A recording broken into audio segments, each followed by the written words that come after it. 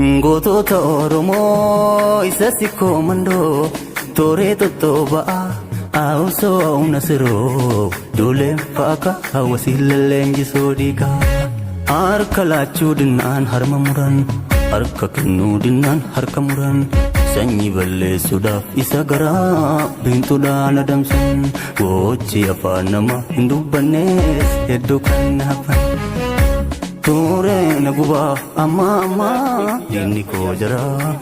Welcome bagana gaan dhuftanii dhiyaadha welcome jennee jirra guyyaan wixata yookaan isniina yookaan mande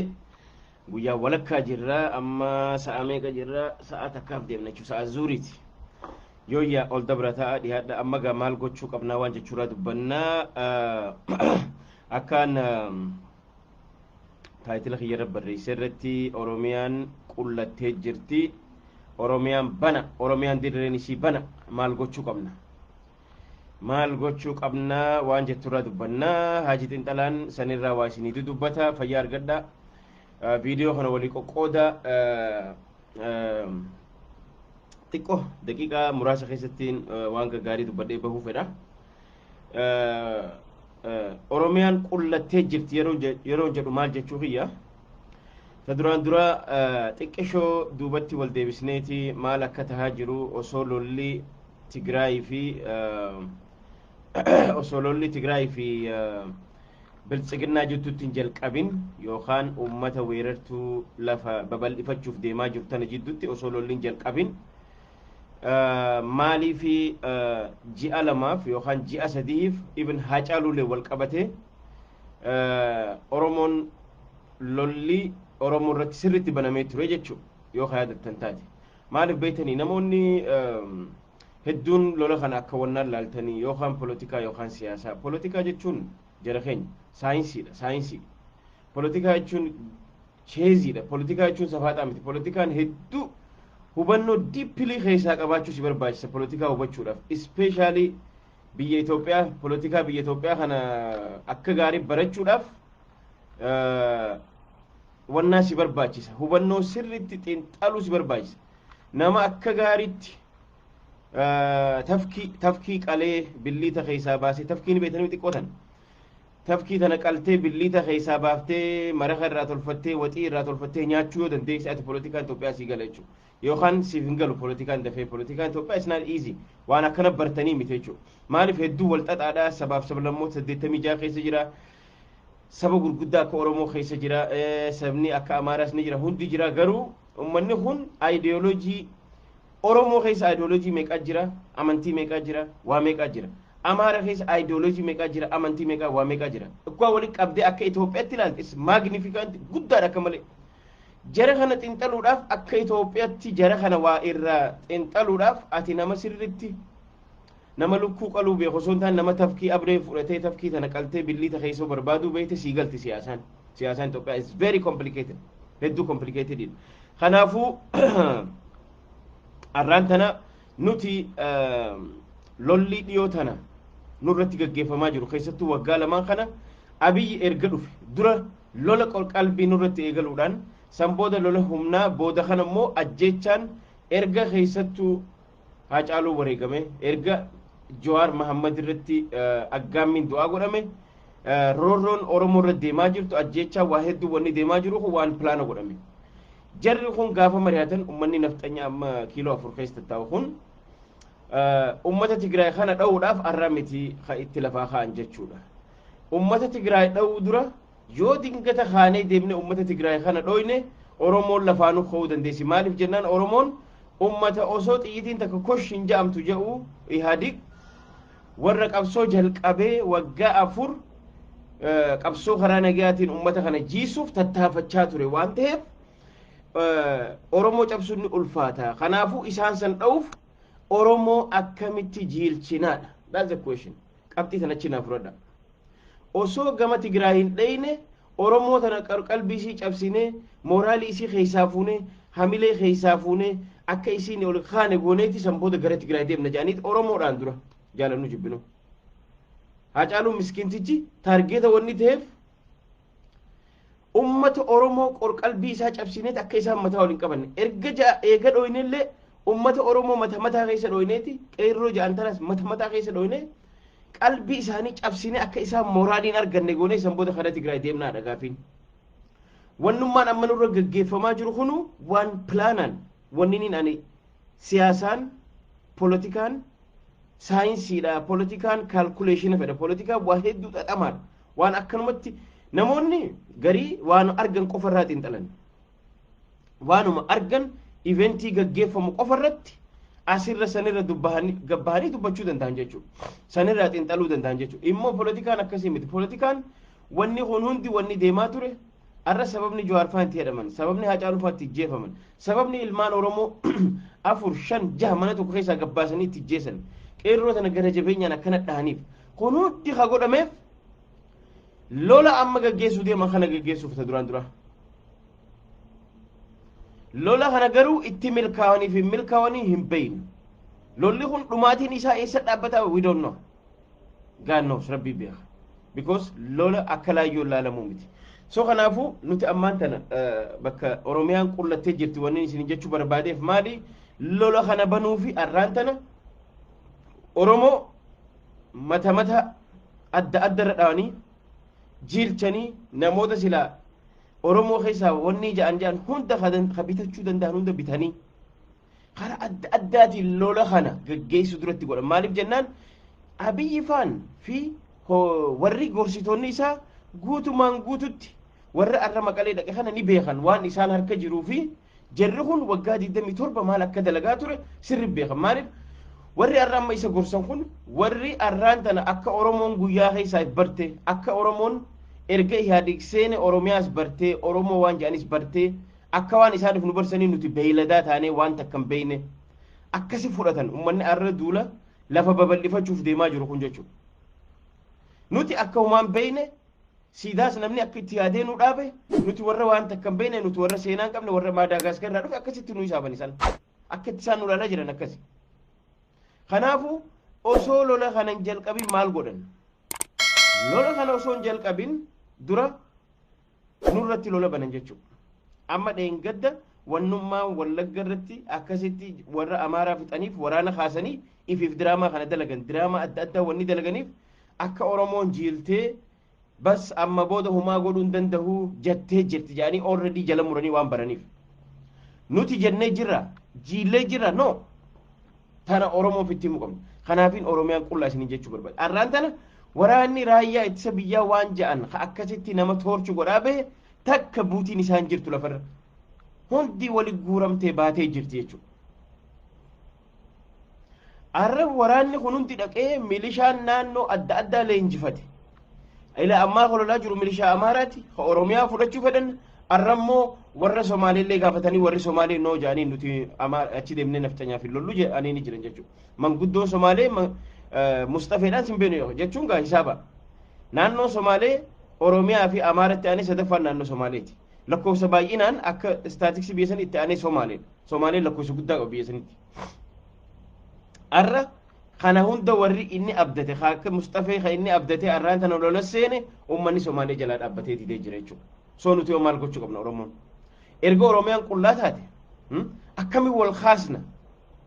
akkamiin wal kaafna eenyu gahee guddaa taphachuu danda'a sitti bakka tanatti eenyu gahee guddaa taphachuu danda'a akkamiin lola kana jala hafnee nuti immoo hawwi gana akkamitti irraa bu'aa buufanna akkamitti gaafa akkasiin lafti namni tokko sagaleen isaan dhageessin oromoon warra ka'e yeroo ihaadigsan keessatti arrahoo akkamitti ka'uu dandeenya akkamitti kaasuu dandeenya waan jettu irratti we have to be very smart maaliif jennaan lolli kun already xiqqaa guddaan baree jira lola keenya kan taane namoonni beeka jechuudha warra akka isaayas ka hijaadeeffachuu fedhu akka abiyoot ka nugusummaadhaan bulchuu fedhu ummata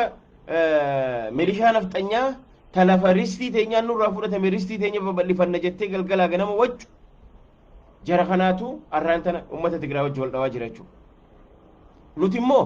akkamitti maal gochuu dandeenya nuti wanni gochuu dandeenyu yeroon artistoonni keenyas ummata keenya beenzilatti qiccan amma jechuudha guyyaa takkatti arraantana walaloo barreessitanii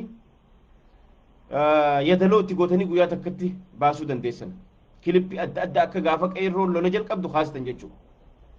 Ummanni manguddoon biyya keessa abbootiin gadaa hundi yeroo tokkummaadhaan kaanee ummata keenya akkamitti jaarra akkamitti dhaabbanna jennu amma jechuudha. Mootummaa kana dura akkamitti dhaabbannaa san dura hoo maal gochuu qabna caasaa ummata biltsiginnaa kana ganda keessa akkamitti facaafnaa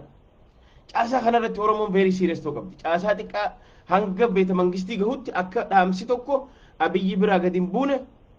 Oromoon caasaa biltsiginnaa kana ciccirtee haruu qabdi jechuudha. Amma yeroon isaa yeroo mijataan amma waraanni takka hin jiru wanni takka hin jiru amma yeroo qeerroonis lafaa kaatee tokkummaadhaan waan gochuu dandeessu irratti hagootu amma jechuudha. Arra Oromiyaan addunyaan guutuu waa'ee lola Tigraay fi lola biltsiginnaati haasawaa jira jechuudha. Attenshina namni qabsoo tana jalqabe namni waan kana godhaa ture hanga irraa kasilaa kireediitii argachuu qabu Oromoodha. Oromoo kana keessa hafuu hin qabnu. Oromoon akka nafne immoo tokkummaadhaan yeroon falmaa keenya jabeessinee itti lafaa kaanu amma osoo dhiiteen bulle jechuudha. Arra daqiiqaan takka sa'aan takka hisaaba. Guyyaan takka hisaaba. Oromoon ka'uu qabdi. Qeerroon nama shakkitan nama isin qeerroon kun bitamaadhaa kun abbaa garaati kun biltsiginnaa ta'e jettan itti dhiisaati isin cinatti wal jaara. Xiqqaa guddaa osoo hin jenne Oromoon tokkummaadhaan lafaa ka'uunis amma jechuun yeroon isaan barbaachisu. Kanaafuu dhaamsi kun biyya keessa gabbuu qaba. Karaa miidiyaatiinis karaa miidiyoonni keenyalleen waan kanarratti lallabuu qabna sirritti. Miidiyaa qabnuun sagalee qabnuun karaa adda addaatiin ummata keenya kakaasuun amma maaliif Oromiyaan qullattee jirti. Warra milishaa deemuu fedhuu fi yookaan poolisoonni Oromiyaa immoo akka amma dura aantummaa keessan garsiistanii jirtan argaa jirtan. Namoonni arraantana aangoorraa eenyu akka kaafamaa jiru argaa jirtan. Biitituun teetii miti siifii miti kafalmachaa jiran biltsiginnaan teetii miti. Tana sirri jala murtee beekuu qabda. Mootummaan kunis ni jigaa mootummaan kunis ni deemaa jettee Oromoon hundi amansiiftee akka mootummattis akka dhuunfattis akka qeerrottis akka waraanattis waan dandeessuun Oromoon yeroon walirraa beektee waliin tokkummaadhaan qabsoo isiifiniisitu amma jechuudha. Kanaafuu caasaa biltsiginnaa balleessuu poolitikaa teenya karaa qabsiisuun amma paartiileen poolitikaa jedhamtan waraanas haa ta'u qeerroo haa ta'u Oromoon bakka jirtu tokkummaadhaan yoo arra gabbaatan hin jiru wanni takka manni qullaadha. Arra poolisii Oromiyaa ummataa wajjii dhaabbachuu qabdan yeroon isin gaachana taatan amma ummata. Kanaaf sodaan isaan duraan qaban sun isin jiilchanii akka isin sodaattanii lammada mataa lafaa waliin qabannee fi ummata meeshaan bira jirtu ummata waggaa 20 lola waraanaa ha beeku ha waraana beeku waa hunda beeku isaan san dha'uu dura ummanni ammaan dura isaan san hujiise asii akka nutti kaane dura isaan kana jiilchina jaaniitti lola hamaanuu rabbanan jechuudha. Kanaaf nuti immoo lola kanaaf mataa gaccabuu qabnu lafaa ha'uu qabna jechuudha. Yeroon itti kaanee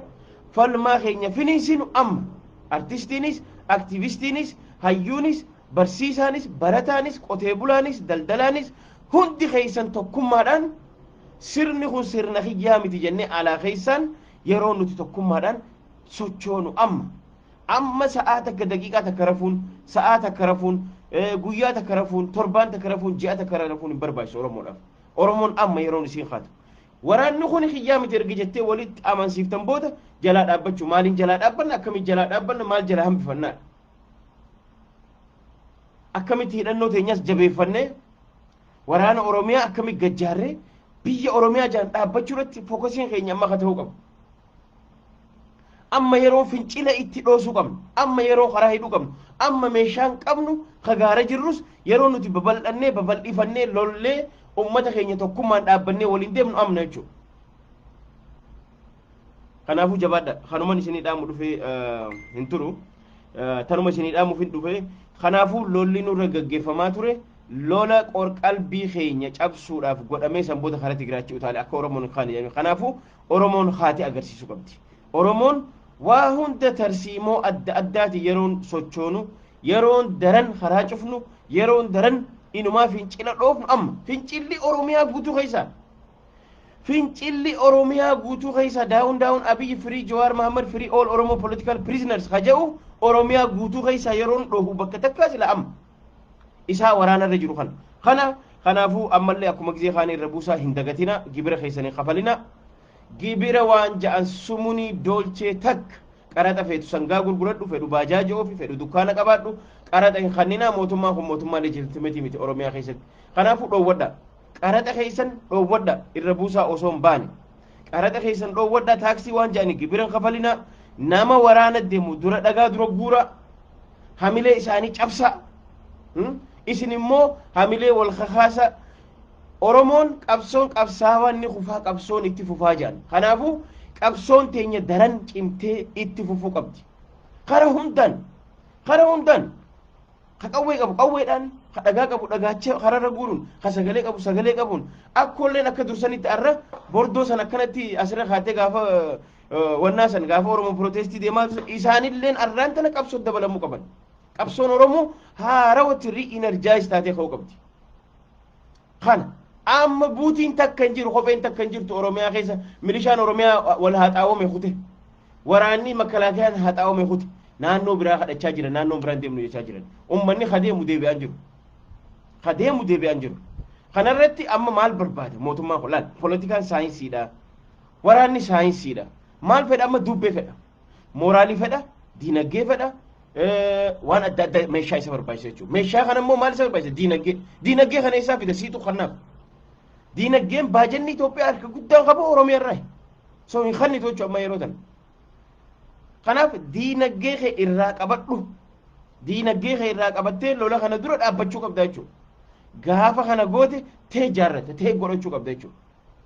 kanaaf ammallee ta dur caalaa oromoo ka'uu qabdi maaliif qabsaawaan ni kufaa qabsoon itti fufaa akka ja'an qabsoon teenya ammallee fuul dura deemuu qabdiin isinin jaa fayyaa argadhaa waan na hojii turtaniif isinit deebina walit deebina yeroo bira thank you so much waan na hojii turtaniif